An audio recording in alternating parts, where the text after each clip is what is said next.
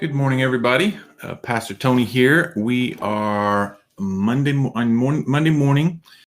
We're getting ready to end this month of April, and we're moving through the church year. Today, we're back in the book of Acts, which makes sense as we are leading up to Pentecost, that time in between Easter, the resurrection, and the birth of the church when the Spirit came down in Pentecost. So we're moving toward Pentecost, and we're in this series called The Outsiders, switching that idea that you have to believe before you can belong. But in our church today, we're saying you belong, and through the belonging, you come to believe, and through the believing and the belonging, you become all that God has called you to be. And this is a process in your life. Today, we're in the book of Acts, the 8th chapter, verse 26 through 40. And it is the story of the Ethiopian eunuch and Philip, and how Philip led him to an understanding of who Jesus was, and how the Ethiopian eunuch believed and was baptized. So I want to get into it, and I'm going to read the first two verses, and I'll leave it up to you to read the rest of it, because I want to kind of focus in on more today about the meaning of this. Why would Luke use this, right? So as for Philip, now Philip's been in Samaria, and he's been traveling around and sharing the gospel, and now we're to a point where he is now back in Judea. As for Philip, an angel of the Lord said to him, "Go south down the desert road that runs from Jerusalem to Gaza." So he started out, and I'll put the text up there for you so that you can see it. As for Philip, an angel of the Lord said to him, "Go south down the desert road that runs from Jerusalem to Gaza." So he started out, and he met the treasurer of Ethiopia, an important guy. He was a eunuch of great authority under the Candake, the queen of Ethiopia. The eunuch had gone to Jerusalem to worship. And if you know the story, he's sitting there and he's reading the book of Isaiah, and he's in the chapter about the lamb, the servant, the lamb going to slaughter. And he asks, the Lord leads Philip to explain that to him, that this is not about the prophet. It's not about the nation of Israel. It's about the Messiah. And Jesus, who had just been killed and resurrected, was that Messiah. And Philip explained that text to this Ethiopian, and he came to know Jesus in that way. So why an Ethiopian eunuch?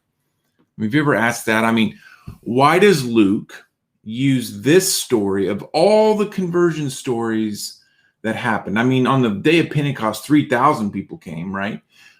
In between, lots of people came to believe. There were lots of conversions to the way. At that time, the way, it wasn't called Christianity then, but the way, the Jesus way.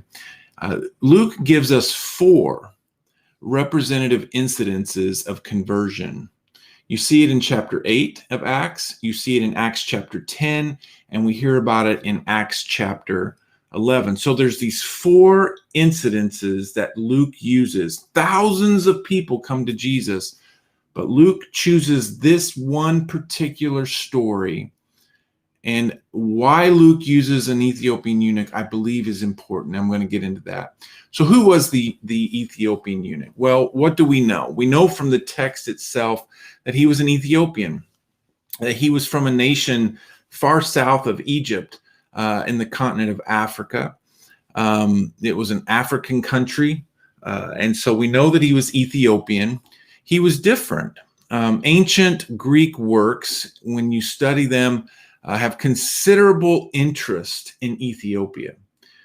We know that there is a lot of known travel and stuff between the Mediterranean, if you will, and that Ethiopian country. And there seems to be a lot of interest in historical Greek writings and we believe it's because of their ethnic and racial distinctives, their features. They were different. They looked different. They had different cultures. And so we believe that the Greeks were very interested in the Ethiopians. But here's something else that's important. He was someone from the ends of the earth. The mythological geography of ancient Greek historians and others identified Ethiopia as the ends of the earth. This is interesting. He was a eunuch, we know that. And hold that thought, though, for a second, before I go on. Hold that thought that Ethiopia in the Greek historians and culture had this understanding that Ethiopia was even beyond the Roman Empire, that it was the ends of the earth, okay? Because that's important in understanding the meaning of this passage. He was a eunuch, we know that. It was common practice in that place and time that men would have their genitalia removed, often all of it, for obvious reasons. Their role in life was to either guard the king's harem, and the king did not want any temptation or funny business. Also, their role may have been in the service of the queen. So they traveled with the king's queen. And so this man's life, he was an Ethiopian eunuch. So this man's life, his role in life, we know he is in charge of the treasury, and he is with the queen of Ethiopia. Now, he would have been excluded, and this is what's also interesting. He was on his way to Jerusalem to worship. But we know from Deuteronomy 23:1 that eunuchs were excluded from the assembly. Eunuchs could not go and assemble. So scholars don't believe that this Ethiopian eunuch was a proselyte. We don't think he was not a full Jew. He was not a full convert to Judaism. As a eunuch, he, at the very least, could have went into the court of Gentiles and worshiped God there. We don't know how he came to know the God of Israel, but he believed in the God of Israel, and he was on his way there to worship the God of Israel. He was a man of power. So we know he's an Ethiopian, he's a eunuch. We know that he comes from what they considered the ends of the earth. He had much power. He believed in and worshiped the God of Israel, but he was on the outskirts. He was not allowed to assemble as a full Jew. So why does Luke use this guy in his story of conversion? Lots of conversion stories, but he picked an Ethiopian eunuch.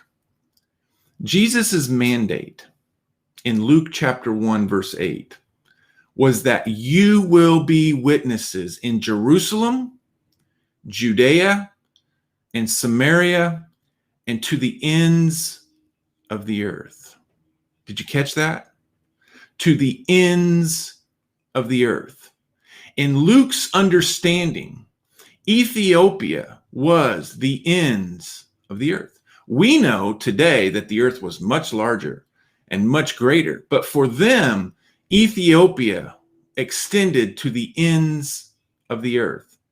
A major theme of Luke and Acts is this: the universalization of the gospel, that it is for all people, that the gospel is for the last, the least, and the lost.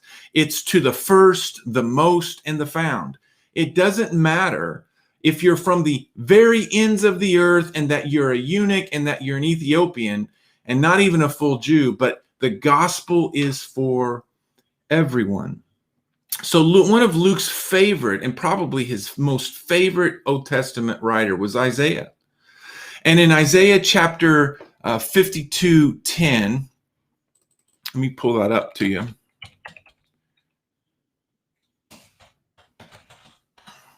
I looked that up. It says, "The Lord has demonstrated his holy power before the eyes of all nations." Listen, all the ends of the earth will see the victory of our God. All the ends of the earth will see the victory of our God. So Luke is giving this idea that the gospel is expanding out beyond Jerusalem, beyond Samaria, beyond, because we know he was just in Samaria. So Luke's giving this progression that the mandate of Jesus, the will of God, the mission of God is being fulfilled, that the gospel is going out. even to an Ethiopian eunuch who represents the end of the earth, the ends of the earth. So this story is an exhibit of that promise being fulfilled. And for Luke, in his view, as we said, the Ethiopian comes from that part of the world. So this story is about the gospel reaching the sort of people that you might think impossible to reach. The gospel goes to the fringes of what is normal. It goes to the fringes of status. It goes to the fringes of sexuality. It goes to the fringes of race and geography. It even reaches the ends of the earth. And this is what Luke wants us to see. So how and why? How and why? Because God is engineering it. And Luke wants us to know this. It is part of his plan, and he is actively involved in using those who will listen and who are sensitive to what God is doing in the world and who want to help those know. An angel of the Lord said to Philip, God was involved. The Spirit told Philip, God was involved. So Luke illustrates two major themes in this text for us today in this story. That God's sovereign, that God is actively involved in the salvation of all of those people, even those from the ends of the earth. And number two, that God's salvation plan was meant to include all sorts of people. So what does this mean for us today? Well, I have to ask myself some questions when I read this. Am I listening so closely to the Spirit that I hear him say, Tony, go to that chariot and stay near it? Am I sensitive enough to what God's asking and calling me? Am I in my daily interactions with people? Do I hear the Lord tell me to do this, and do I actively go? Interesting, a lot of the conversion stories in Acts, the witnesses or the people sharing the gospel, they're not shoving their faith down the throat of people who don't want to hear it. Instead, they go to those who the Spirit leads them.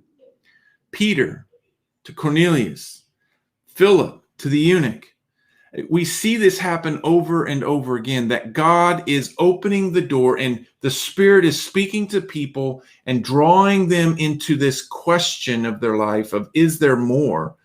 And God leads us to those people.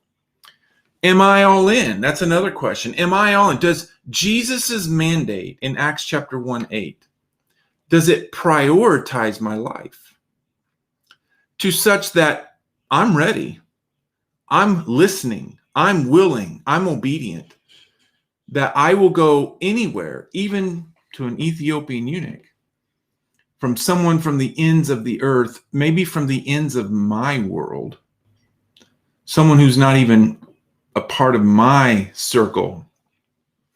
Am I willing to listen to God and go? Because as Luke would tell us, God's sovereignty and his universal plan of salvation is for everyone. I hope this has been helpful for you guys today, and looking forward to the rest of this week.